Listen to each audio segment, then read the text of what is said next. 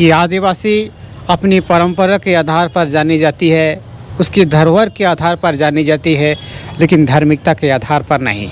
आदिवासियों की अपनी परंपरा और अपनी विरासत को बचाने के लिए पिछले 4 अप्रैल को दिल्ली पर एक सेंट्रल स्तरीय एक पारंपरिक धरोहर को बचाने के लिए एक सम्मेलन बुलाई गई थी, जहां से झारखंड से 32 जनजातियों को बुलाई गई थी।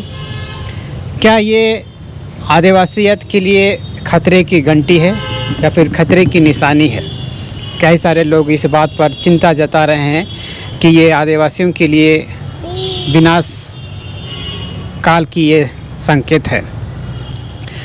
ऐसा हम इसलिए कह रहे हैं दोस्तों, क्योंकि हमारे झारखंड पर पेशा कानून की मांग तेज़ी से चल रही है और उसी राज्य के विभाग से ही ये सम्मेलन आहूत की गई थी, बुलाई गई थी, जिसे काफ़ी आदिवासी समुदाय खुश थे। अर्थात झारखंड के जनजाति ये काफ़ी खुशी जाहिर कर रहे हैं कि हमारी जनजातियों की परंपरा संरक्षित करने में सरकार अपना अहम भूमिका निभा रही है। लेकिन वास्तविकता में देखा जाए, ये झारखंड की पेशा राज पंचायती अधिनियम की ये एक अलग नज़रिए है, क्योंकि सरकार विभाग की नज़र से अगर उसको सच साबित करने में अगर तुली हुई है तो फिर ये बात सच ही होगी। लेकिन आज की तारीख पर जिस तरीक़ा से जो झारखंड पर जो आंदोलन चल रही है, 1996 पेशा एक्ट 23 के प्रावधान को झारखंड पर लागू कर देनी चाहिए थी। लेकिन ये आदिवासियों की परंपरा, उसकी विरासत को बचाने के लिए जो जिस तरीक़ा से जो इकट्ठा किया गया है लोगों को, जो दुनिया को संदेश दिया गया है, समाज को ये संदेश दिया गया है, इसे क्या लग रहा है? 26 जनवरी को जिस तरीक़ा से जो शुरुआत की गई थी, उससे क्या लगता है झारखंड पर आदिवासियों की विरासत परंपरा बचा पाएगी? मैंने भी आप सबको आज से कई दशक पहले दोस्तों मैंने भी ये बात किया करता था कि आदिवासी अपनी परंपरा के आधार पर जानी जाती है, उसकी धरोहर के आधार पर जानी जाती है, लेकिन धार्मिकता के आधार पर नहीं। आज उसी बात को, क्योंकि संवैधानिक जो सरकार की जो मुख्य धाराओं पर उसकी धरोहर, उसकी सामाजिक विधि विधान को हमें संरक्षण करने की विधिवत तरीके से काम कर रही है सरकार, और इसी काम को कड़ी पे कड़ी बनाने के लिए एक कदम आगे आज की तारीख पर 26 जनवरी 2025 को शायद हमें लगता है आदिवासी अपनी परंपरा, अपनी विरासत को विधि लिपिबद्ध करने की कोशिश कर रही है। हालांकि इससे पारंपरिक धरोहर तो बचा पाएगी, संरक्षित हो जाएगी, लेकिन आने वाले पीढ़ी पर उन्हीं जनजातियों के लिए धार्मिकता के आधार पर पहचानना, दिखाना मुश्किल हो जाएगी। ऐसा हम इसलिए कह रहे हैं क्योंकि लगातार जब हमारे झारखंड पर जब 1996 पेशा एक्ट 23 प्रावधान के अंतर्गत लागू करने की जो बात कही जा रही थी, आज की तारीख पर राज्य पंचायत विभाग के डायरेक्टर निशा उरांव जी का ट्रांसफ़र की जाती है। इससे आपको क्या लग रहा है? क्या झारखंड पर पेशा कानून लागू हो पाएगी? मेरा जवाब होगा 95% तो हमें उम्मीद निकल चुकी है। हम उम्मीद ये नहीं कर पा रहे हैं, ना हमारे झारखंड पर पेशा कानून लागू होगी, ना झारखंड के लिए, ना आदिवासियों के लिए धर्म कोड की पहचान मिलेगी, नहीं मिल पाएगी।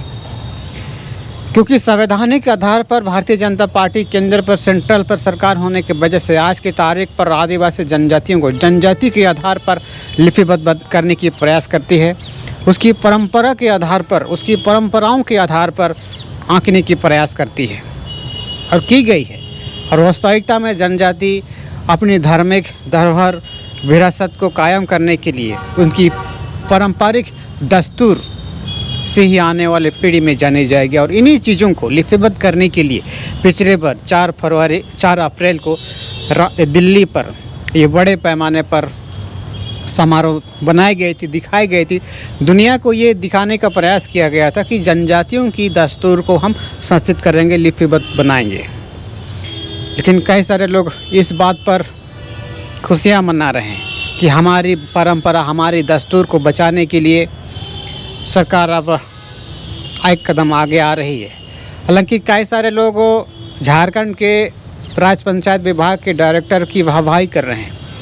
वाहवाही इसलिए कर रहे हैं क्योंकि उनकी कार्यकाल पर इस तरह की प्रावधान, इस तरह की जो बातें निकल के सामने आई है। लेकिन आज की तारीख पर हमें ये हमारी परंपरा, हमारी विरासत लिपिबद्ध करने की जो बातें, लिपिबद्ध करने की जो भी क्रिया, हमें थोड़ा सा संदेह होने लग रही है। संदेह इस बात का हो रही है क्योंकि हमारे झारखंड पर सरना धर्म कोड मांगने की पहले से लड़ाई लड़ी जा रही है, संघर्षरत है। और इसी बीच पर 1996 कानून को लागू करने की बात भी चर्चा में आई है। लेकिन अचानक से आदिवासियों की परंपरा को संरक्षित करने की सेंट्रल सरकार ने जब मुहिम चला रहा है, इसे आप क्या समझ रहे हैं? दोस्तों, मैं पिछले 5 साल से आदिवासियों की, जनजातियों की, उसकी ऐतिहासिक धरोहर के बारे में मैं काफ़ी चर्चा करते हुए आ रहा हूँ। और उस वक्त भी मैंने ये भी कहा था कि आदिवासी जनजाति धार्मिकता के आधार पर पहचान नहीं मिल सकती है, बल्कि उनकी परंपरागत दस्तूर के आधार पर पहचान मिलेगी। और आज की तारीख पर हमारा उभरता झारखंड पर आप आसानी से आप देख सकते हैं, फिर से आप रिवाइज देख सकते हैं। और इसीलिए हमें 95% हमारे झारखंड पर 1996 जो पेशा कानून लागू करने की जो बात कही जा रही थी, ये 95% हमारे तो भरोसा उठ गई है। अब बाकी 5% मुश्किल से बचा हुआ है, क्योंकि अचानक से बंदूक की कार्यकर्ताओं को इस तरह से प्रताड़ित करना, आपको क्या लगता है? ये सच वही है। और ये जो बू आ रही है, जो हमें शंका हो रही है, आखिर हाँ हो ना सके, आखिर वो चीज़ ना हो। लेकिन हमारे झारखंड पर जिस तरीक़ा से लोगों को इकट्ठा करने के लिए राजनीति की रोटियां सेकने के लिए कई ऐसे लोग इसी चीज़ों का इस्तेमाल करते हैं। लेकिन सेंट्रल सरकार, जो भारत सरकार की, उसकी मानसा तो अलग है। हम इसलिए कह रहे हैं क्योंकि आदिवासियों को जनजाति की सिवा, उसकी पारंपरिक की सिवा उनके पास और कोई किसी तरह का रिकॉर्ड नहीं है। धार्मिकता के आधार पर उन्हें कभी नहीं समझ पा रही है। लेकिन इसीलिए हम कह रहे हैं क्योंकि आदिवासियों की, जनजातियों की अपनी एक परंपरा है, उसकी एक धरोहर है, उसकी एक विरासत को कायम करने के लिए, संरक्षित करने के लिए सरकार इस तरह की कदम उठा रही है। लेकिन धार्मिकता के आधार पर भविष्य में भी लिपिबद्ध हमें नहीं लगता है कर सकती है, भले जो कुछ भी कर ले। क्योंकि सेंट्रल की जिस तरीक़ा से जो मानसा है, जिस तरीक़ा से जो से ये पता चल रहा है कि उनकी मानसा कुछ अलग ही है। क्योंकि अचानक से झारखंड के पेशा कानून के डायरेक्टर को ट्रांसफ़र कर देना, फिर उसी के अगल बगल समस्याओं को देखकर कि ही हमारे झारखंड पर आदिवासियों की पारंपरिक नेक दस्तूर, विरासत को लिपिबद्ध करने की बड़े स्तर पर दिखा देना, आपको क्या लगता है? हमें तो इस बात पर संदेह हो रही है, कहीं ऐसा ना हो जिसे हमें डर लग रहा है। देखना ये होगा अब, क्योंकि जो कुछ मैं आज आपके सामने जो कह रहा हूँ, अगर आपको समझ में आ रहा है तो इस वीडियो को शेयर कीजिए। क्योंकि लगातार हमने आप सबको पिछले 5 साल से ये बात मैंने आप सबको कहते हुए आ रहा हूँ दोस्तों, कि आदिवासी अपनी पारंपरिक विधि विधान, रूढ़ी परंपरा, जो दस्तूर, नेक दस्तूर के आधार पर पहचानी जाती है, जानी जाती है, उसकी अलग कस्टम सिस्टम के आधार पर जानी जाती है। अगर पारंपरिक नेक दस्तूर ही अगर धार्मिकता का अगर आधार अगर बनाएगी, तो फिर हमें नहीं लगता है, क्योंकि जनजातियाँ अलग अलग तौर तरीके, अलग अलग तरह की पारंपरिक विधि विधान को अपनाती है। उसकी परंपरा अलग है, एक जैसे नहीं है। और एक जैसा ना होने की वजह से आज की तारीख पर दिल्ली जैसे बड़े पैमाने पर राष्ट्रीय लेवल पर ये दिखाने का प्रयास किया गया है कि देखो, आदिवासियों की अपनी एक परंपरा है, अलग परंपरा है। भारत सरकार, हमें नहीं लगता है कल की तारीख पर धार्मिकता के आधार पर उन सारे लोगों को संगठित कर पाएगी या फिर संगठित करना चाहती है। आपको क्या लगता है? क्योंकि झारखंड पर अचानक से 1996 की कानून जो डायरेक्टर था उसे ही चेंज कर जाना, अचानक से इस तरह के माहौल को क्रिएट कर लेना, हमें ये नहीं लगता है आदिवासियों के लिए सही चिन्ह का ये संकेत है।